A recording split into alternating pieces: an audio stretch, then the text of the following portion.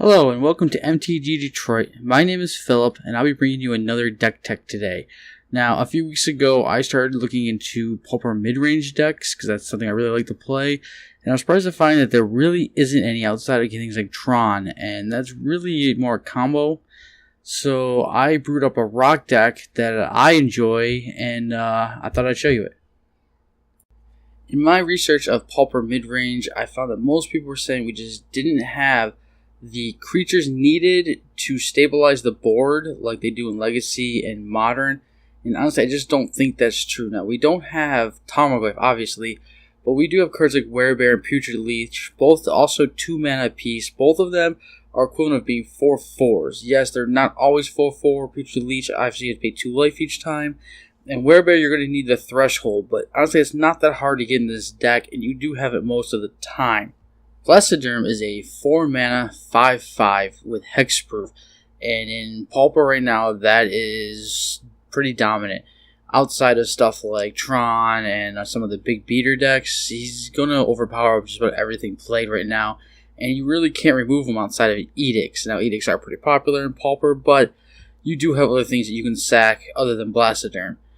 Then we have Gormog Angler. He is basically a 1 mana 5/5. He's been showing up in both Legacy and Modern. He's that good. So in Pauper, yeah, he's unquestionably a powerful character. Now, he does have a conflict with Werebear. You can sometimes take him off of Threshold, but you just have to play around that, and it really isn't been a problem for me. Here we have what I like to call the enablers of the deck. These are the cards that help you find what you need, when you need it, and just help keep the deck consistent. Now, Satyr Wavefinder and Grizzly Salvage both add to your graveyard and just help you find what you need. Satyr Wavefinder I found is a very powerful early turn blocker. He works really good as a sack to the Edicts to keep your bigger creatures alive. Night's Whisper I like over Sign of Blood just because of the 1 black, 1 green I can use instead of having to have both black. It lets you draw cards though, just keeps your hand full. And then you have Pulse of Marasa, and I've actually found this to be a very powerful stabilizing card so far. It's really good against the burn decks. It gets you right back in the game versus any of the fast aggro decks. Using this to pull out something like a Grim Angler and then putting it back out for just the 1 black mana right away has actually found to be very powerful in this deck. Now here we have the removal of the deck. Everything in Pauper right now has limitations, so we're trying to play a variety of removal to cover about everything we can in Game 1, and then we try to sideboard out and fix things for Game 2 and 3. Of course, we start with this figure, probably one of the most popular removals right now in Pauper. It covers a lot of the Delver decks, the aggro decks. It's just really good early game removal when you really don't have anything else to play. Doomblade is a good catch-all. It kills just about any single target creature outside of the mono blacklist, especially the large artifacts and Eldrazi's. Then we have Chainer's Edict, basically in here to get rid of Boggle and other hexproof creatures. It works really well with this figure to get rid of weaker creatures and allowing Chainer's Edict to hit what you need. Evankar's Justice is the closest thing we have in Pauper to a board sweeper other than Pestilence. I prefer Evankar's Justice just because it takes its effect instantly at just 4 mana. I don't need a 5th. And against aggro, that may actually be extremely important.